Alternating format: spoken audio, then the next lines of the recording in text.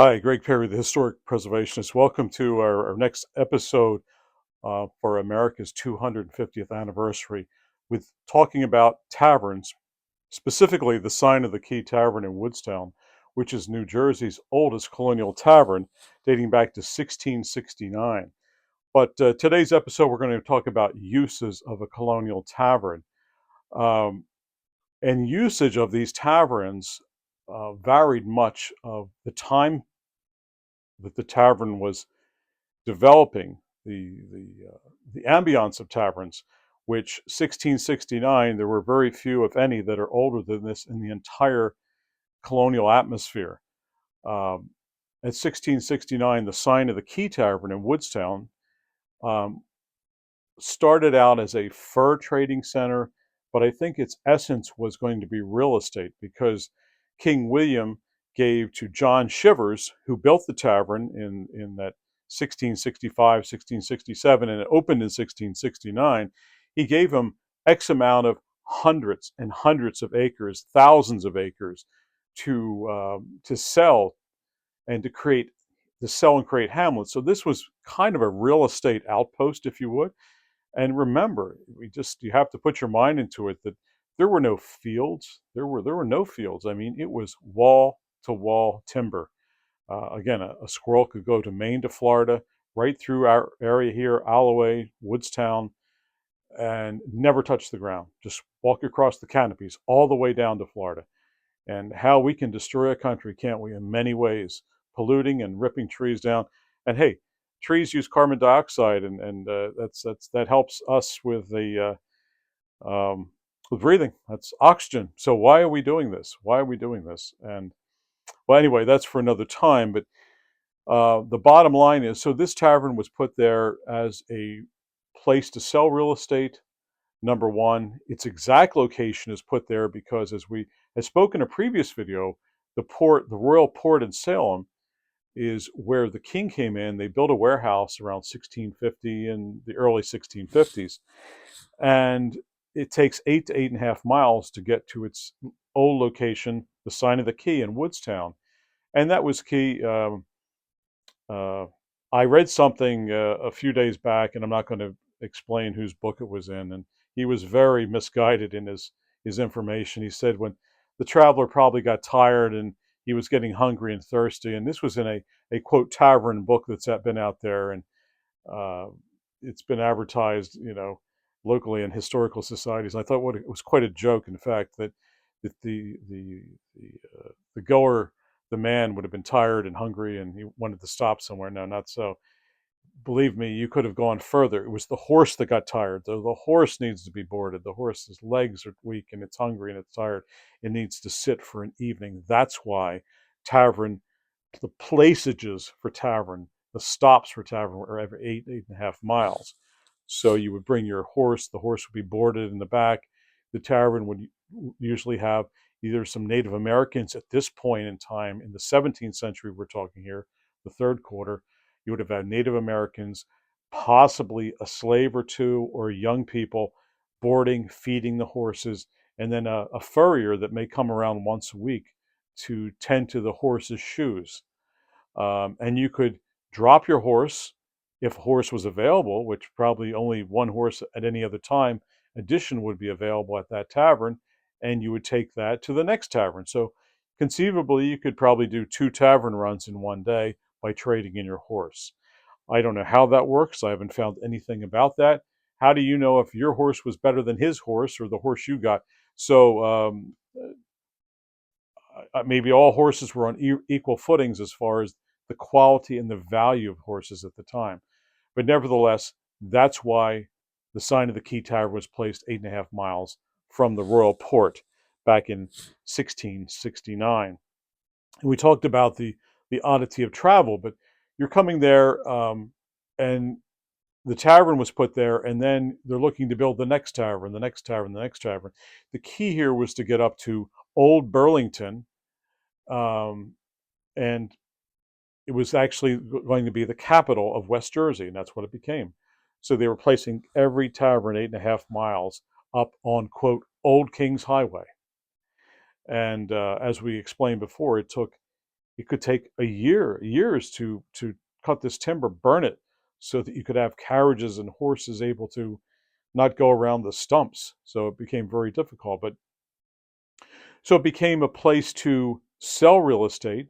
And then John Chivers did a lot of bartering with the Native Americans, and he felt that they had friendly relationships, so they started bringing in hides and actually some coats that or cloaks that the Native Americans were making, and they were going to barter them out of his tavern in what would become Woodstown, New Jersey. So, fur trading center, real estate center, but his major objective was to sell land and reap a commission back from the king. Um, and as the tavern developed into 1670, 1671 and 2, they understood they had to have meals, they had to have drink, and probably not until 1674 did they need places to stay. They need some kind of lodging, but this was not a lodging tavern. Lodging taverns really didn't become apparent here in the colonies probably until the 1720s.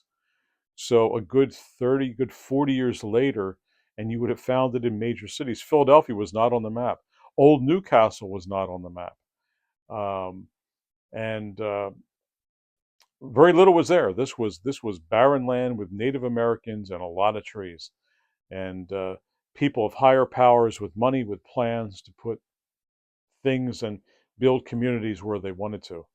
And this whole community, it's no different today that our corporations are created in an atmosphere where they dictate what our government does.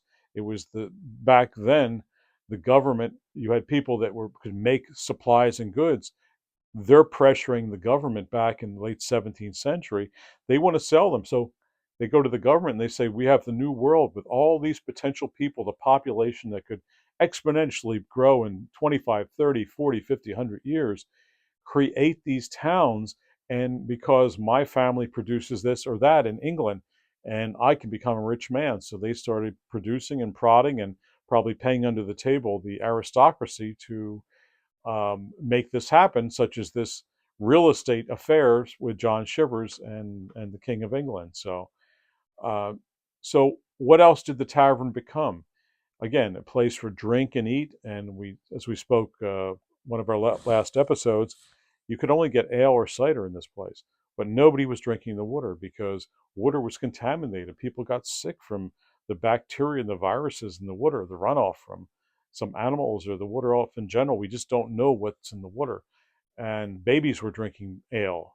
As soon as they stopped nursing, they were drinking ale. So and you would only had a choice of one or two meals. So when you would come in the tavern, it was probably no choice. It was the meal of the day. It was porridge, or it could have been rabbit or venison, and that was it. And whatever drink was available, you put down one amount of money, and you could sit and have more drinks in the tavern room, the cage bar room, which the sign of the key has. And they started very early because once the local inhabitants in this area found out the benefits of feeling better and relaxing from some of these alcoholic beverages, they were the highly sought after thing to be stolen. So that developed in a cage bar. So the tavern or the innkeeper, the tavern keeper, had was typically inside of the cage bar the whole night. So no one could go in there and lean over and steal some other alcohol. Um, so, other than that, it was a place you have to envision. This was the only dwelling in this area, the only dwelling. There wasn't a church, there wasn't a city hall, there were no houses. So, as people came to buy land, to barter for land from John Chivers, um, this provided them with information. There were pamphleteers who would stop by probably once a week, once every 2 weeks, and leave pamphlets inside the tavern. Not that people could read them, because you would have had other individuals that would possibly stop by that could read, and they would have a sign, or they would tell people that when they came in, there'll be a reading of news coming in on Saturday afternoon at high noon, and people would come. A few people would come to listen to the news about the war with England, about a new hamlet, a new town is there's houses being built, what they're going to call it, things of this nature. And as we got into around 1700, then you would have had church services here, multi-denominational services, not just one at different times. You would have had political speeches given here from both sides.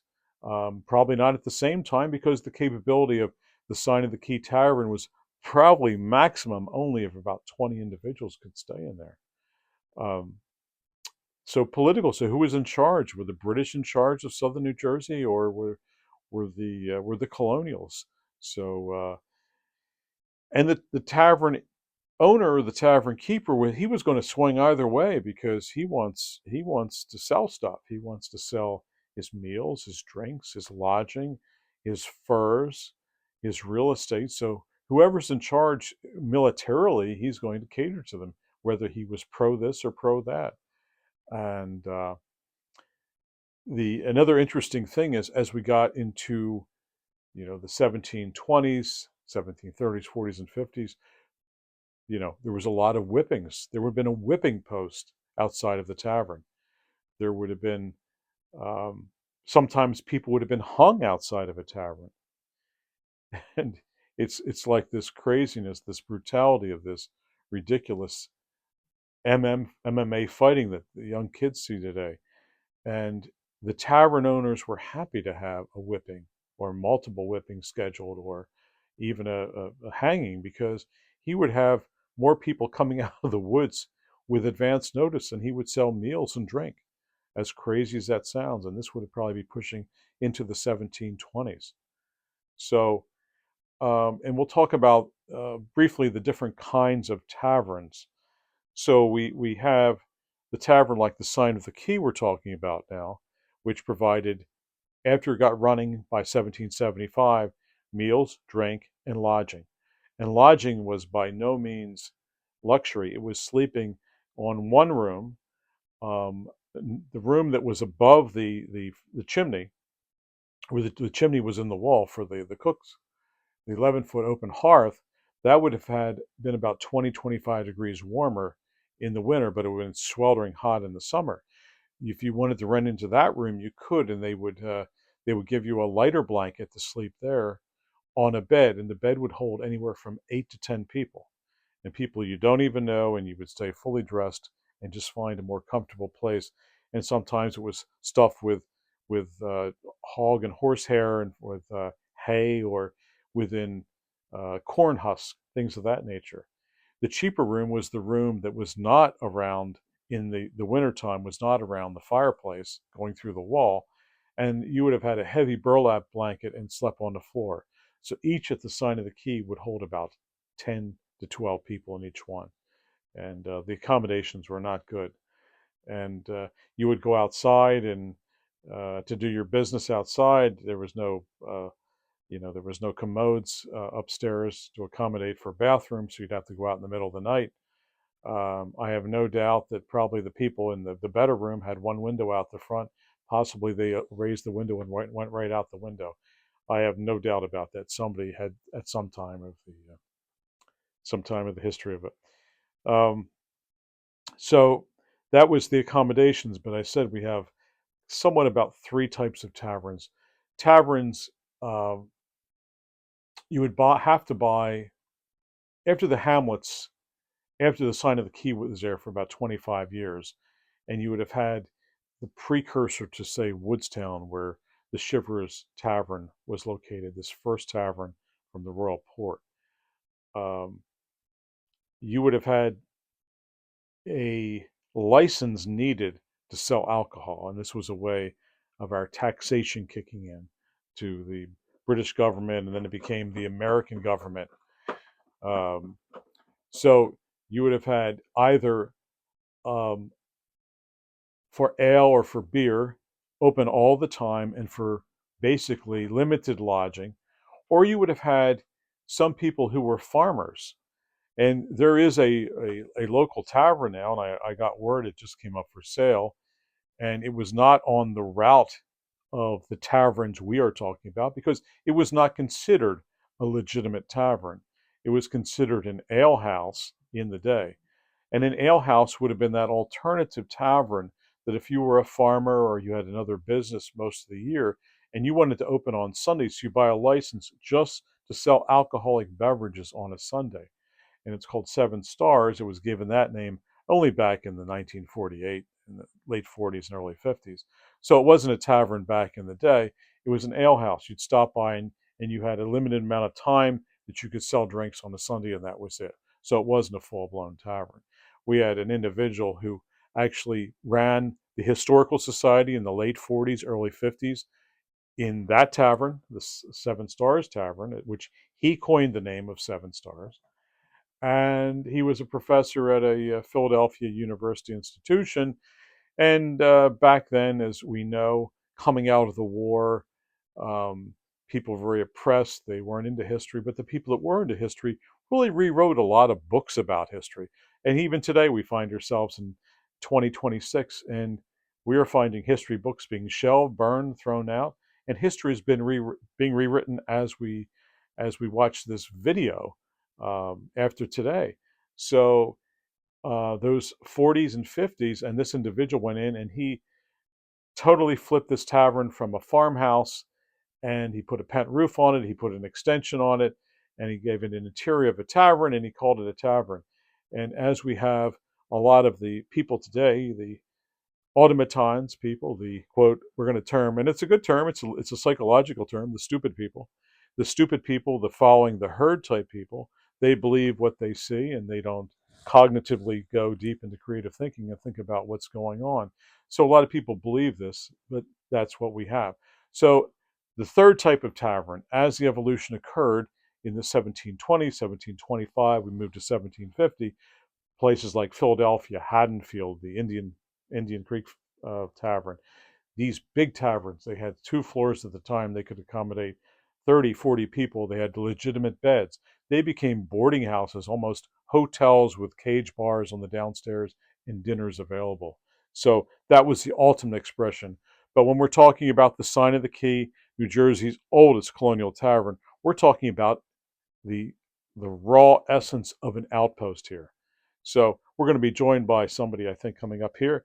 It's Mr. Sweets, and I think we're going to be leaving that, um, leaving our talk of taverns today. And I'm sure taverns, from what I've read in the diaries of John Shivers, they actually had a kitty in their tavern too, and he was a mouser because, with that food in the tavern, there were a lot of rats and mice, and you need one of these guys to be on pest control. So, Gregg Perry, the historic preservationist, I'm signing off for Mr. Sweets, Gregg Perry. Thanks all for watching us. Thanks.